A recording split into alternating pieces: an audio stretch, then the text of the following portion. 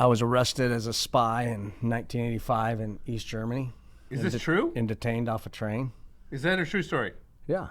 Wow. Okay. Tell me more about that. Well, you said don't give us too many. You might get in trouble. Yeah.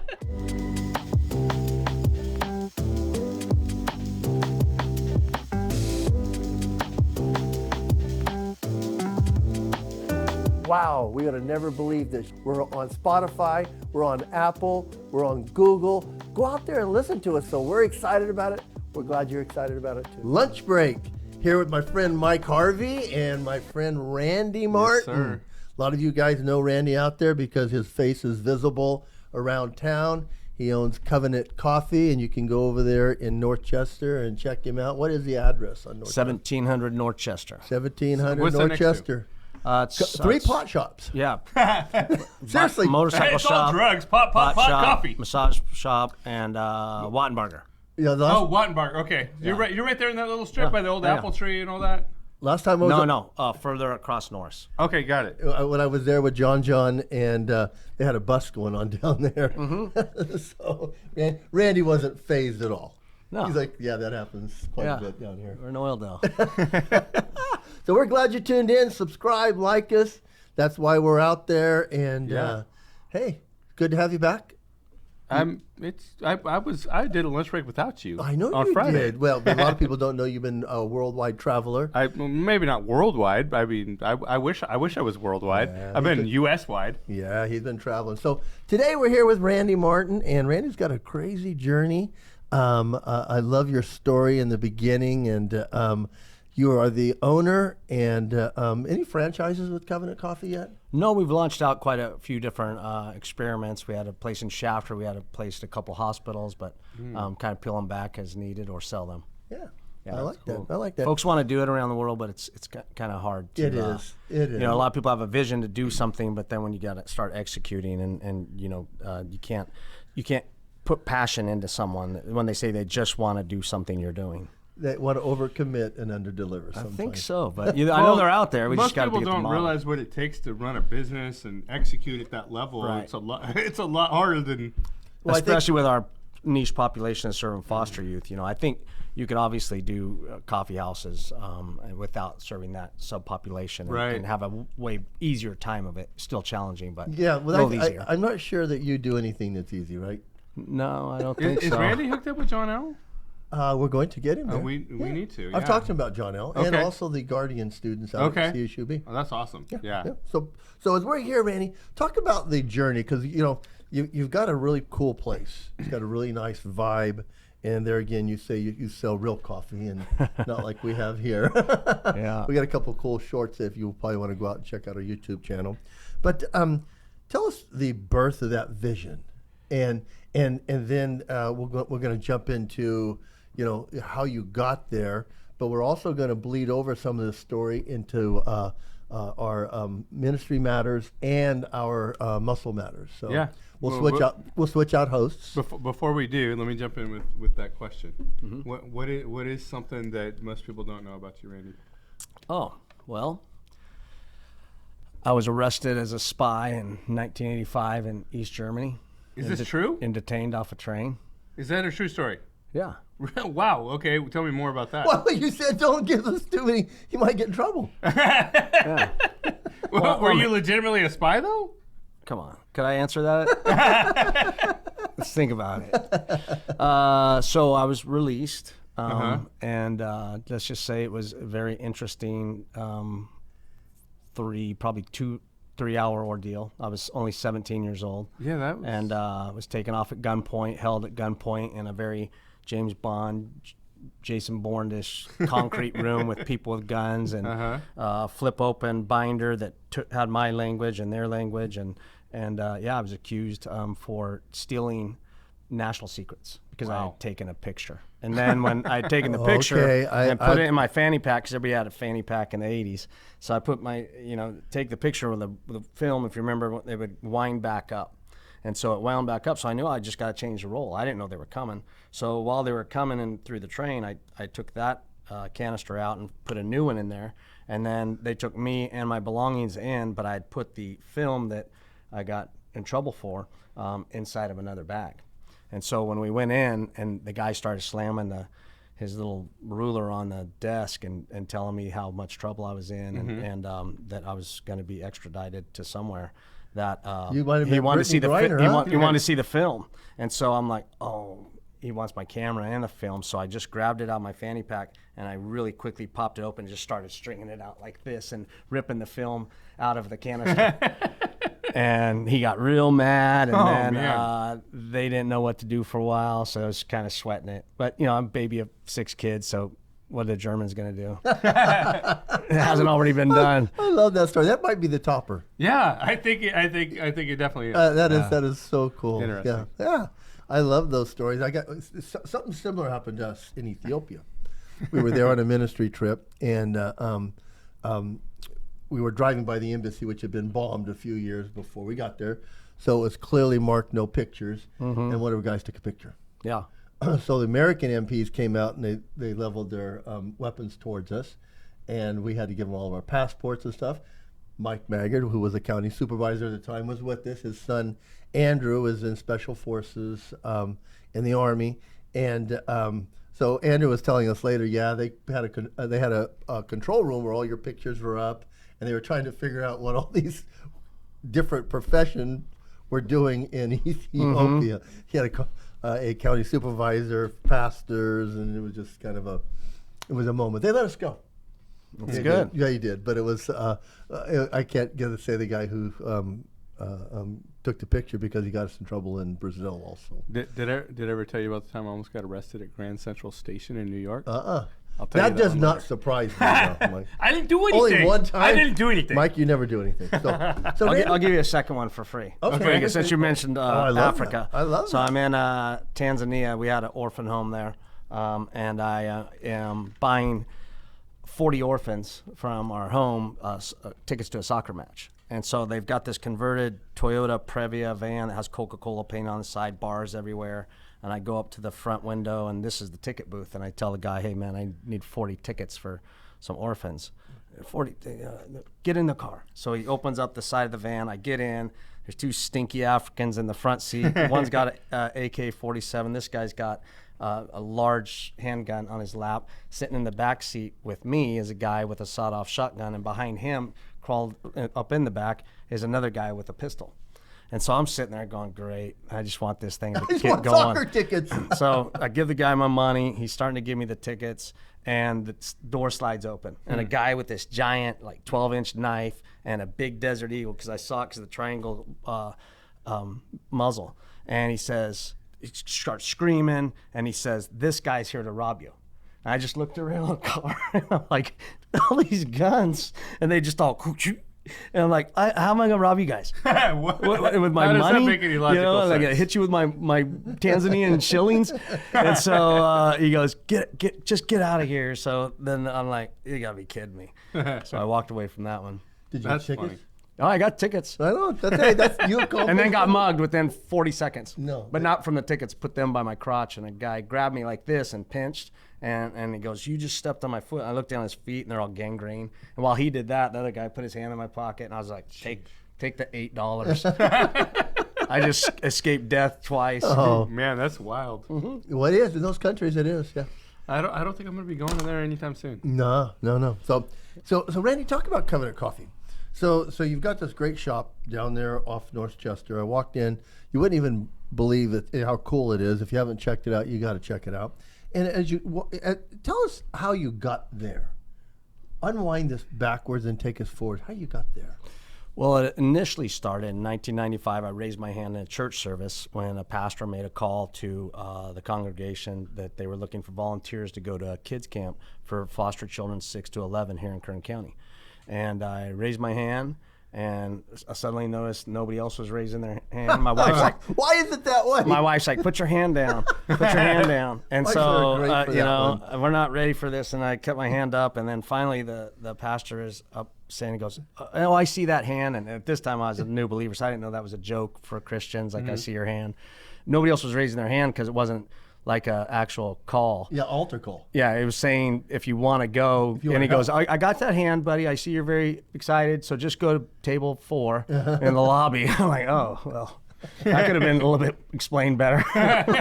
Salvation. So I go to table 4, and the next thing you know, I'm up at this camp with foster children who had no idea what a foster child was. I had one friend that was adopted in grade school, and his parents were killed. So I didn't really know what a foster child abuse and neglect was. So anyway, from that experience, I'm sitting at the back of this cabin, and they've suddenly elected me with my coaching and teaching educational background to be the kind of camp guru. So if there's a problem, they You come raise to me. your hand and you're in charge. Basically. That's how it works. Yeah.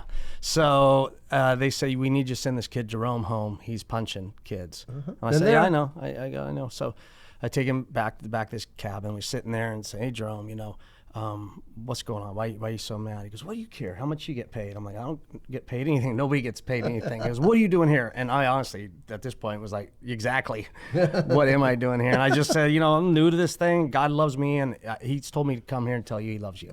So that's the deal, and that's why I'm here. I don't get paid. He goes, well, do you have a family? I tell him about my wife, my kids. And he's like, so you left all them to come with me? I said, everybody at this place did. It's all designed for you, and this is Tuesday. So I don't want you to go home because there's really neat things happening. I didn't know that was true or not, but I thought it'd be good to say. And so he says, well, you don't even know about me. I said, tell me about yourself. So he starts telling me a little bit, and he says, my mom had sex with men and did drugs with men. And then when they got done with that, they would beat her. And when they were done beating her, they'd beat me. And he showed me his leg and had extension cord whips on it and burns on his hands and arms from cigars. And I freaked out. I started crying. And he I'll never forget, this was the moment God called me into this thing. And he looked at me and said, what are you crying for? I said, man, I'm crying because you should be playing Little League, staying over friends' houses, getting in trouble, chasing girls, doing something, but not this. This shouldn't be your life. And he put his hand on my shoulder and he goes, it's going to be okay. Wow. And it was that moment I knew that these are the people I want to invest in. I want to invest in people that are trying to make a way out of hell. Kids that have broken promises and shattered lives, and the enemy comes to kill, steal, and destroy. They've been locked in closets, chili pepper rubbed in their eyes, abused by their uncle or aunt, or just emotionally terrorized, and all that trafficking stuff that we hear about. All those kids go through all that, not in one thing, 2 things, 3 things, but typically like 5 categories, and they just underreport or don't report. But that kid right there, I can't tell you the rest of his story, but I know that I've done this long enough that at that moment it was kind of like that's when the Lord just put in my spot. I call it the snot on the floor. That time when you're just crying so much that that spot right there is a holy thing. And that's what happened up there. And then after that, I came back home and told my wife. She goes, man, you look different. I said, yeah, this experience is life-changing. And she said, well, in fact, next year you're going to go. And I want you to have the experience. She goes, what about the kids? I said, I'll stay home with the kids. She goes, this must be God. So she went, had the same experience. By the next year, we're directing. By 99, we start a foster family agency, recruiting, training people from the church to be foster parents, because the one thing we saw when we were doing all this stuff is that the system's broken, not because there aren't good people inside of it, but there's bad people inside of it. There's good people trying to make a difference, but there's bad people trying to take advantage. And so those bad people give everybody a bad rap, So the idea was to take those same group of volunteers that sold out and gave a week of their life and even more to go love on kids, just because God says in James 1:27 to minister to the orphan in their time of need. So when they go up and do that, the blessings of God just hit them, and then they come back, and then it takes a couple years for a church to get traction. When you're doing felt needs ministry like that, where all of a sudden the goo just gets out. And it's like, this doesn't have to be about accolades or pictures.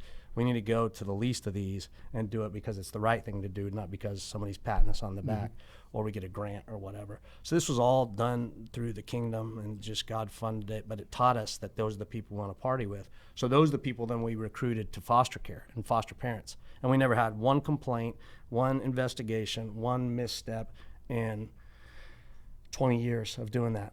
But I also would not go and certify a foster parent if I want to drink water or let my kids stay the night at their house. Because you don't need, not everybody should be a foster parent. You can do something, but not everybody should be a foster parent. So then from that, these kids grew up. So that kid was 11. Fast forward 7 years, now he's 18. And at that time, they got kicked out of the system at 18. So they were coming back to us, finding us at the church. I was pastoring at Canyon by now. And they're finding us at the church saying, hey, what can you do? And so then we started housing. And then after we started housing, we thought, well, okay, we can help them with housing, but now how are we going to really get them out of this poverty mindset and flip this growth switch?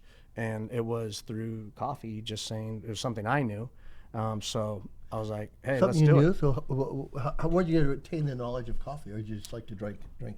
No, I came out of as a younger guy. My mom would give me coffee as a little kid. I think it was for ADHD or being a wild child. She was into the caffeine. It brought you thing, down. yes. Yeah, so it brought you She down. was ahead of her time. Yeah, it was coffee and a little milk and a little bit of sugar. That's a caramel. No, that's a what is that? And do you have a coffee just for It's that? coffee with cream and sugar. I thought maybe it's the Randy special. Yeah, or something. we do call it in my house. It's called Babu coffee. Babu. Because that's what my Swahili grandfather name is, Babu. Babu. Yeah, so we have Babu coffee at my I house. love All the little that. kids do Hey, it. we're going to be talking about Babu on Ministry Matters. Yeah, there we go. So if you come to Covenant and you leave your kid unattended, we give them like 10 shots of espresso and a puppy. That's your punishment. So back to it. So then through the need for vocational educational training and better mentoring, that discipleship That's a needed to huge happen. word. And That's then the discipleship piece was huge because when you're interacting with a person in a social work setting, it's 30 minutes here, 20 minutes there. That's one thing. But when you're doing life on life and like a small group is what work really is, if you treat it that way. It's discipleship in the workplace. And so they would catch that stuff quicker, and we would just see them flip around. So, and it's worked, and God's been in it. This last month we celebrated 20 years of ministry through Covenant Community Services. Before that we were a different name, and we were able to have 5 young people get up on a stage, and they're 5 people. Some of them were camp, and I've known them since 7 years old. And we were able to give them all seated scholarships for their kids. So our tagline is restoring lives, transforming generations. So we're funding the next generation out of that poverty mindset. But it all started because of raising my hand, then meeting Jerome on the back step, God speaking, and then the Breaking need, your heart. seeing the need for something, and then creating it based off of coffee and just not only experience with my mom, but also the experience of going to Seattle and going to a real coffee, not bar. This is when Starbucks had like one shop, but a street side mobile unit. And then I bought one in Bakersfield and started doing weddings and stuff, all that good stuff. So as you started Covenant Coffee, did you have to learn about coffee, the roasting side of coffee, and all that? I mean, so that wasn't just something you came into. You got to learn that kind of stuff. Yeah. So Google was not, I would say, super available. My wife goes to Google. And AI was work. not super available. So yeah, I was hands-on learning. I went to a school called LA Coffee School, and then went to Africa and did some coursework there. There's actual certification in coffee. There's a few of them, and so I'm close to getting one, but it's for trading. And so you trade. Coffee's the second traded commodity in the world, Really? after oil. So. Wow. Everybody grows coffee, and most farmers are women, single owned plots, and then they get enough beans to go and sell them to a conglomerate. So the world's changing, but we've always focused on that because people drink it every day. Yes. And they can't make water, so making coffee is the next best thing to making water, because people want coffee every day. And as you guys can see, you drink it. And so we do all the variations of all that stuff. And so we're staying ahead of the trend. We are very traditional. So, when I go out of town, the first thing I do is find a coffee shop, a local shop, and I'll get an espresso, a macchiato, which is just an espresso with a dollop of foam. And then I'll get a cappuccino, which is just a espresso with a bigger dollop of foam. And they're all small. And that's based on traveling the world, being in Italy and going different places. But we're very traditional. We do some sugary drinks, but our sugar drinks don't have the stuff you guys are poisoning your bodies with. They're all natural, amazing I got to things. blame this on Mike, because You can blame on whoever you want. It's just, he brought my coffee. it's okay. You Hey, usually buy it's it. convenient. We're not convenient coffee. We're covenant coffee. Ooh, I like Yeah, that. see that? That rides. Well, but it like you said, yeah, I like the whole process, because so if I can see this right, your ministry, which we're going to talk about at Ministry Matters, is kind of your top priority.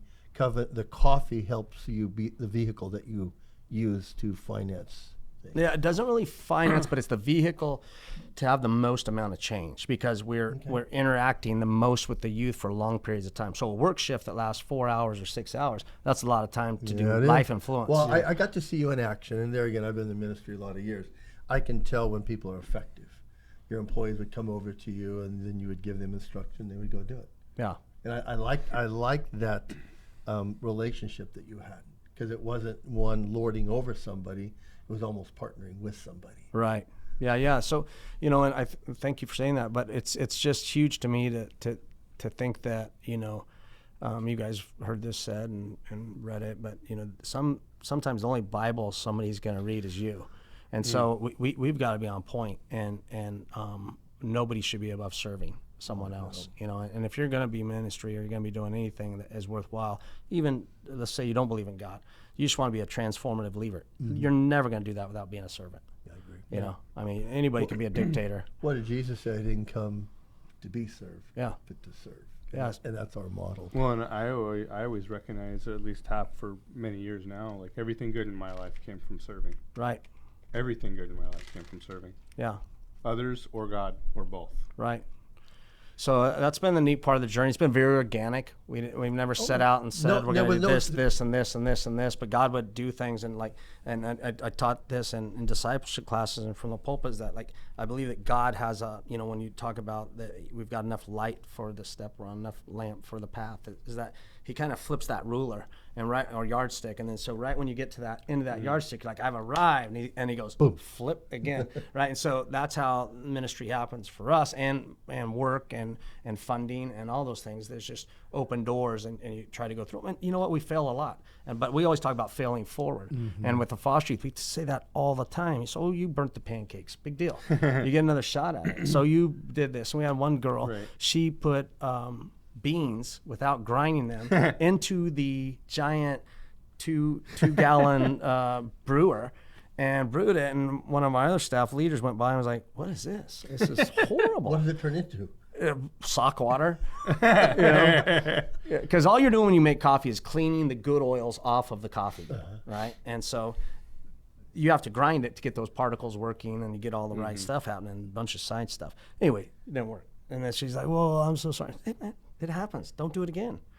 Not a joke. She did it 15 minutes later. I'm like, what's really going on in your life? Because this is obviously work's just a distraction. Yeah. Right. And there was a whole thing going on. And then we were able to unpack that. So that whole failing forward. And you know what? She forgot about those mistakes in a moment.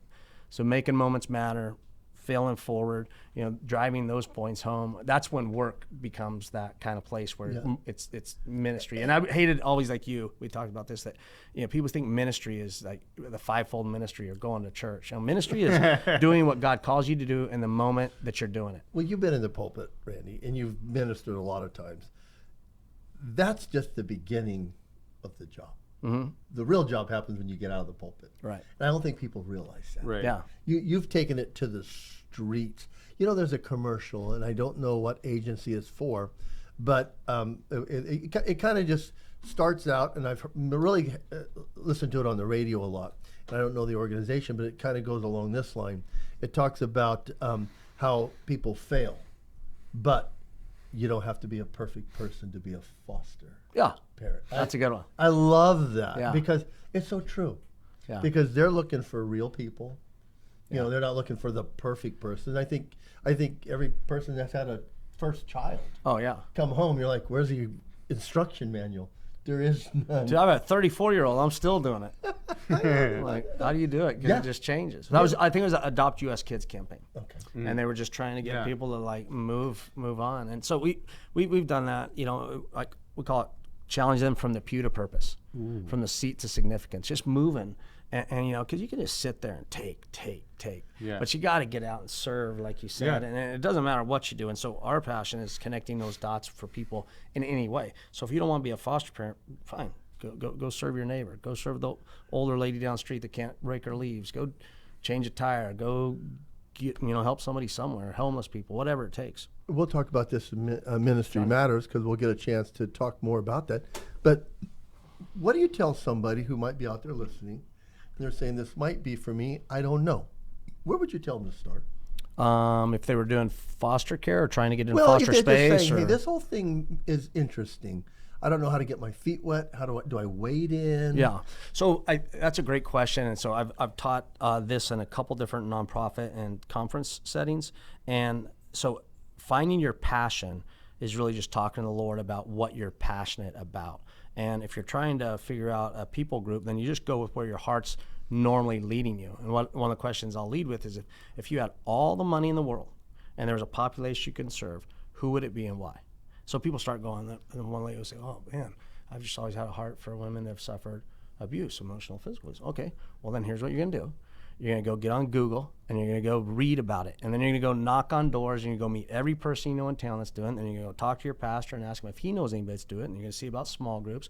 And you just start right there on the ground floor. And most of the time it is starting at some version of a small group, whether it's in your church or outside your church, a neighborhood hall, a park. It could be anything. And it doesn't even have to be ministry. It could be a guy that wanted to do hot yoga. Go do it at the park. You don't even need to go get an office and a business card. Just start telling people you're doing it and maybe get some free clients and then build your base, but learn as much as you can. As you're saying that, I'm thinking that's exactly how business is supposed to be run too. Right.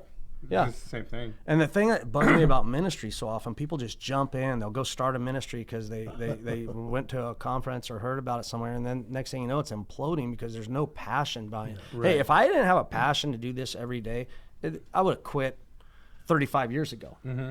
Because, I mean, dude, it's a struggle. It's a battlefield, and you have so many things that... And you put a target on your back willingly. Yeah. Oh, yeah. It's like, hey, devil, I'm over here. Yeah. Everybody who wants to come against what I'm doing, I'm over here. Yeah. And so I get what you say. It's not something that you're like, hey, this is a calling. Right. Talk about that, Randy. We got about 4 minutes left on this show. Talk about calling, because I tell people, correct me if I'm wrong, because I'm okay being corrected. You're wrong. This guy does it. This guy does it all the time. But I tell people, I go, if you're not called to something, you're gonna fail. Yeah. Because it's gonna be hard. Right. Yeah. But it's hard because it's worth it. And people just don't get that.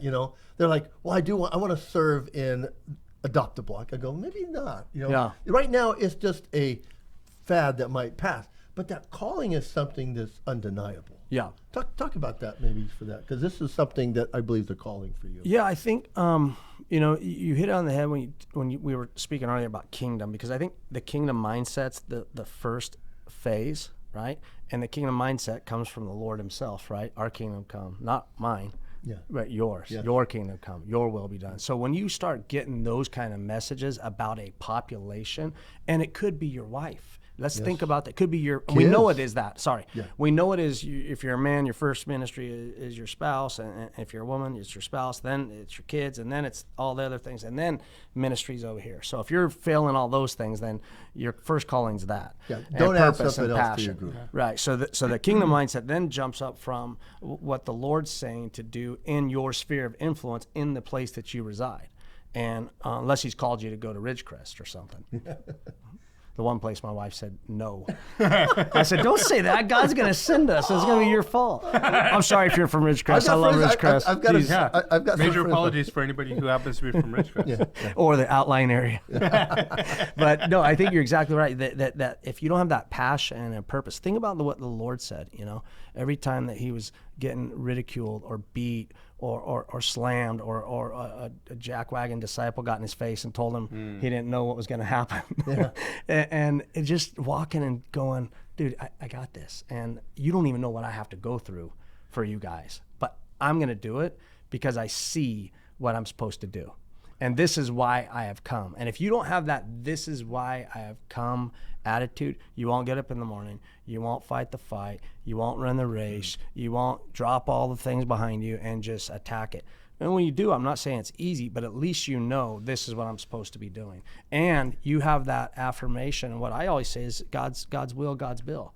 God's will, God's deal. And so I just got to walk through the little doors. I'm not that bright, but I try to be obedient. Yes. And obedience is better than intelligence and wisdom and brightness any day. I mean, hey, my smartest idea is the dumbest thing in the world. But you get one God idea, one God purpose, and you run with it. And that's where I see effectiveness and also joy. So end of the line for me is, man, I want to lay my head on the pillow at night and be at peace and full of joy. That doesn't mean I'm not going to screw up all day and that I didn't get some version of the calling right, but at least I know that the tuning fork in my heart that beats with God, it's like, son, you're doing all right. Yeah, Just you're on the right stay path. the course, you know. Well, God's word says that we have a clear conscience before men and him. And I try to do that each night. Yeah. I don't know if I accomplish it, but I try to do that. Randy, tell them where you can get a hold of you at. You can come to Covenant Coffee. Yeah, I'd and love to sit and have a coffee with you. I suggest you do that. Also on Instagram, Randy Martin, Facebook. We got a blog, hqofhope.com. Also YouTube. tell them about your bike thing. Taco Man. I love that. Taco Man 661 is my alternative ego, and I dress up as a taco. Do you really? No. You do? Yeah. I've seen it. Yeah, I love that. Oh my gosh, Steve. And encourage folks, and I probably have it on video. Yeah, just love on them. We started, Sam and I have been riding bikes together for a long time. I raced bikes for a little while, and he raced for a while, quite a while. It was very good. We're crazy, and we do crazy things on bikes. So this was the next thing that crazy people do was this. So it's a 90-mile race, and about 9,000 feet of elevation gain. It goes through my house. It's gone through my house twice. Through the back gate, past the pool, over some cobbles, through the back slider, through my living room, and then no, because there's there's other parts of it. We go up all the way through Kern Camp. That's the calm part. Yeah. Yeah. Is this the one where the bull got loose? Yeah.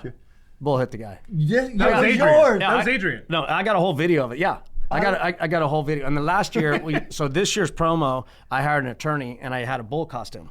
And so my attorney, we sued all the cyclists for defamation of character because it went worldwide.